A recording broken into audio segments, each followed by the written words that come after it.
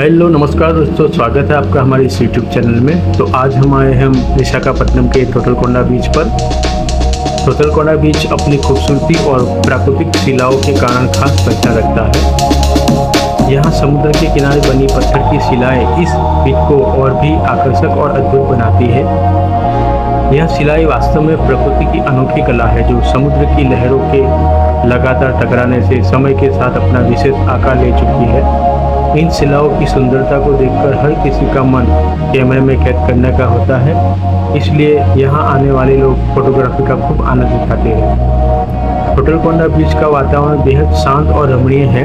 यहाँ ज़्यादा भीड़भाड़ देखने को नहीं मिलती, जिससे यह स्थान प्रकृति प्रेमियों और सुकून चाहने वालों के लिए बेहद खास बन जाता है। समुद्र की लहरें जब इन शिलाओं से टकराती है तो एक अद्भुत दृश्य बनता है, जो हर किसी को मंत्रमुग्ध कर देता है।